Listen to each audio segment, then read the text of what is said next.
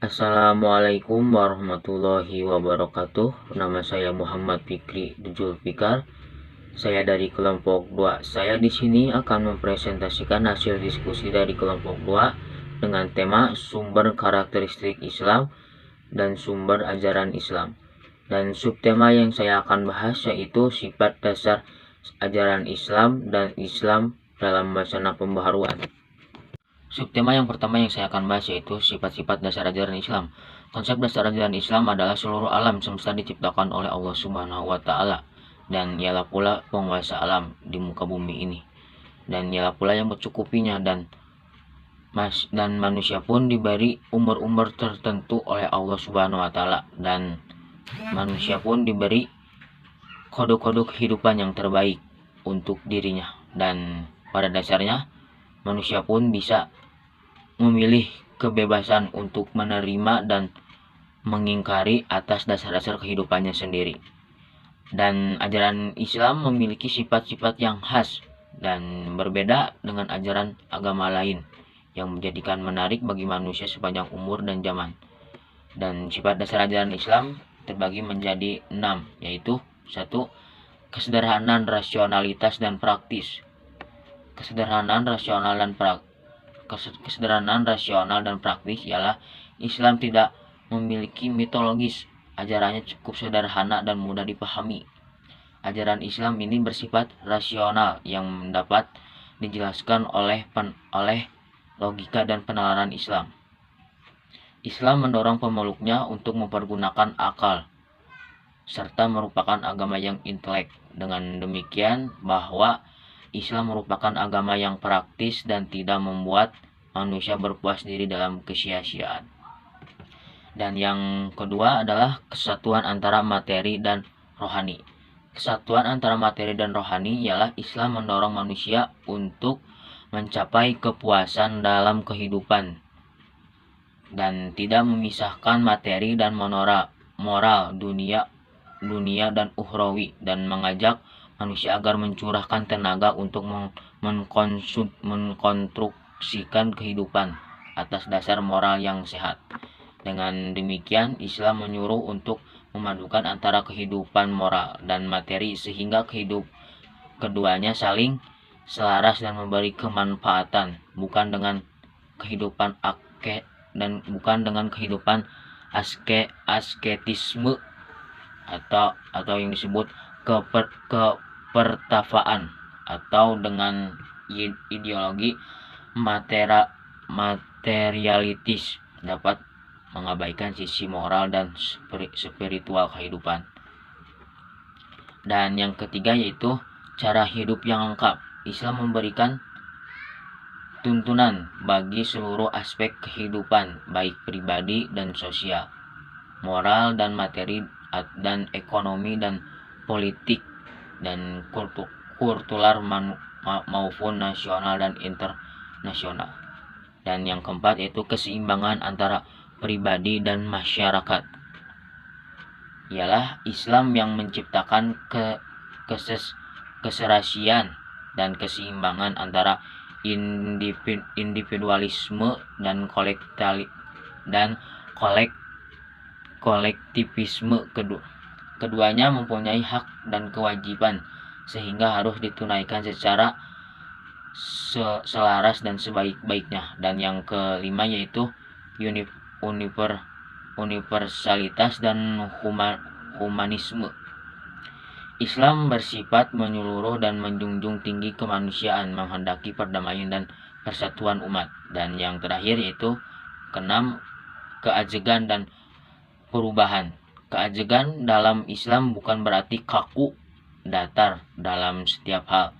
Islam menerima perubahan, tetapi harus dijalankan secara seimbang, sehingga prinsip Islam tetap ada tanpa terganggu oleh perubahan yang ada.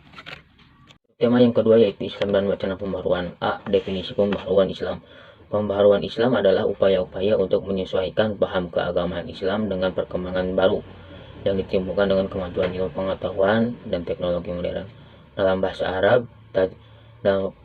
pembaharuan Islam disebut tajdid, dan secara harfiah tajdid disebut pembaharuan, dan pelakunya disebut mujaddid. dalam pengertian itu sejak awal sejarahnya. Islam sebenarnya memiliki tradisi pembaruan karena ketika menemukan masalah-masalah baru, kaum muslim pun segera memberikan jawaban yang didasarkan atas dasar-dasar doktrin kitab dan sunnah.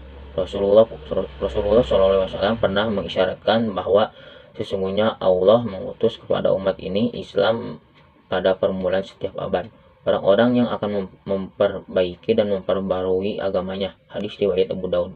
Dari kata tajdid ini selanjutnya muncul istilah-istilah baru, pada dasarnya lebih merupakan bentuk-bentuk tajdid. Di antaranya adalah reformasi, modernisme, purifikasi, dan sebagainya. Istilah yang beragam ini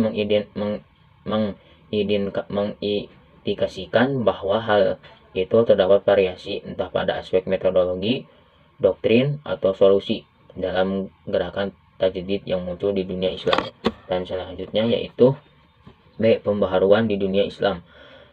Pemikiran pembaharuan atau modernisasi dalam Islam timbul terutama sebagai hasil kontak yang terjadi di antara dunia Islam dan Barat. Dengan adanya kontak ini, umat Islam pada abad ke-19 sadar bahwa mereka telah mengalami kemunduran di perbandingan dengan Barat.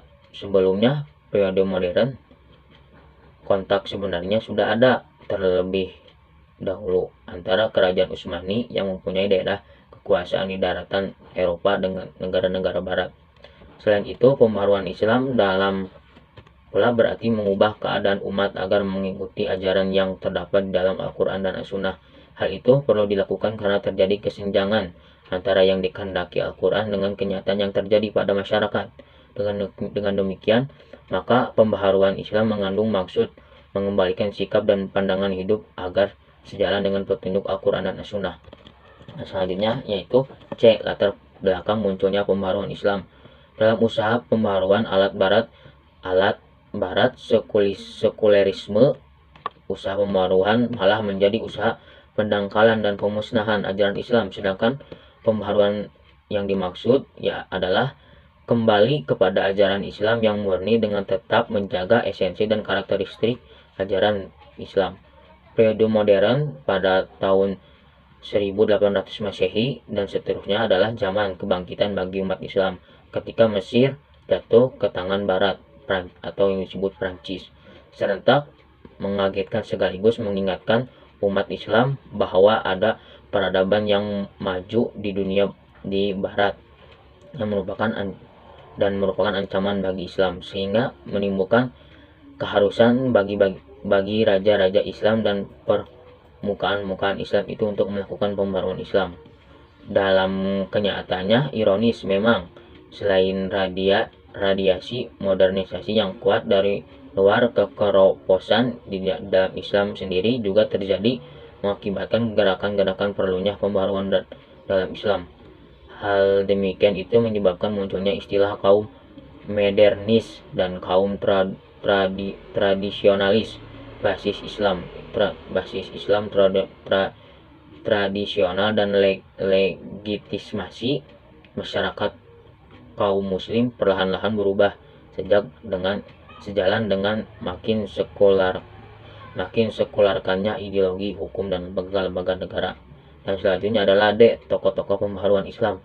Adapun tokoh-tokoh pembaharuan Islam yaitu dari negara Mesir yaitu Muhammad Alif Pasha dan Al-Tahtawi dan Jamaluddin Al-Afghani, Muhammad Abduh dan Rashid Ridho. Dan selanjutnya adalah dari negara Turki yaitu Sultan Mahmud II dan Tanzimat Utsmani Muda dan Mustafa Kemal Pasha. Dan dari negara India sampai Pakistan yaitu Syahid Ahmad Syahid dan Syahid Ahmad Khan dan Syahid Amir Ali. Dan ada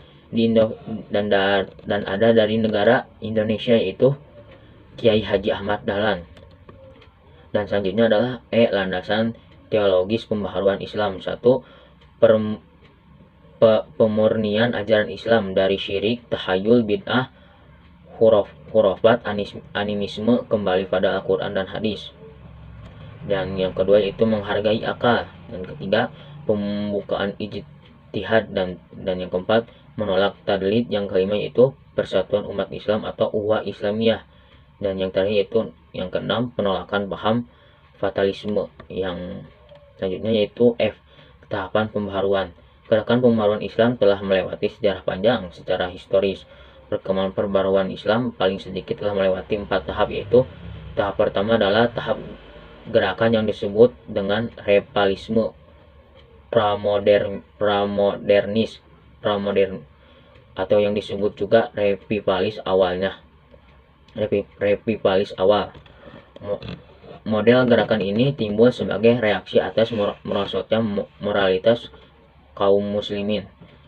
Dan tahap kedua yaitu yang dikenal dengan istilah modernisme klasik. Di sini pembaharuan Islam termanifestasikan dalam pembaruan lembaga-lembaga pendidikan. Dan yang ketiga yaitu tahapan gerakan pembaharuan Islam disebut revivalisme pasca modernisme atau yang disebut juga